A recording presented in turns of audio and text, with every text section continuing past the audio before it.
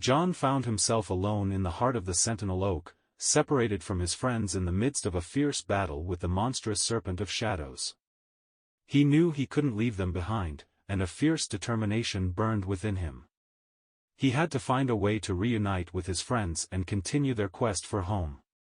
The passageway through the Sentinel Oak was dark and winding, and John's heart raced with each step he took deeper into the tree's ancient heart.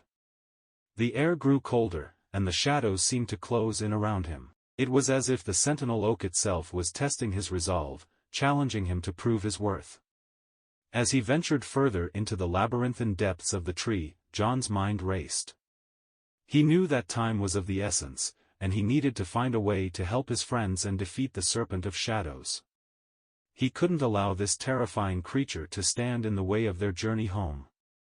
Suddenly, he came upon a crossroads, a fork in the passageway. One path led further into the depths of the tree, while the other seemed to ascend towards the surface. John hesitated for a moment, torn between the urgency of reuniting with his friends and the possibility of finding a way out of the Sentinel Oak.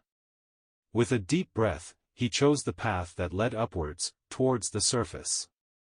He knew that if he could find a way out of the tree, he could potentially seek help or gather resources to aid in their battle against the Serpent of Shadows. The ascent was steep and treacherous, and John's muscles ached with each step. The passageway seemed to stretch on endlessly, and he felt a sense of isolation and unease in the oppressive darkness. But he pressed on, his determination unwavering.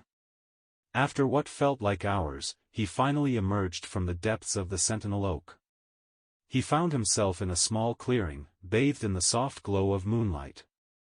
The night air was cool and refreshing, a stark contrast to the suffocating darkness of the tree's interior.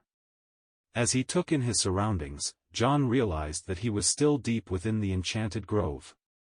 The towering trees loomed overhead, their branches swaying gently in the breeze.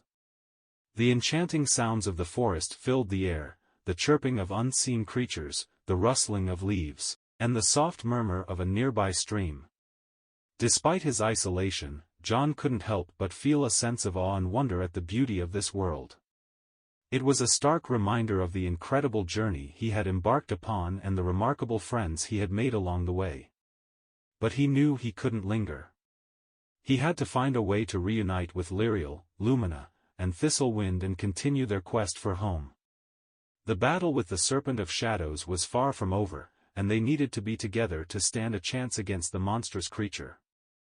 With determination burning in his heart, John set off into the forest, guided only by the soft moonlight filtering through the trees. He moved cautiously, aware that danger could lurk in the shadows. Every rustling leaf and distant sound put him on edge, but he pressed on, driven by the hope of reuniting with his friends. As he ventured deeper into the enchanted grove, John encountered the challenges of survival. He found a small puddle of crystal-clear water and quenched his thirst, grateful for the simple pleasure of a drink.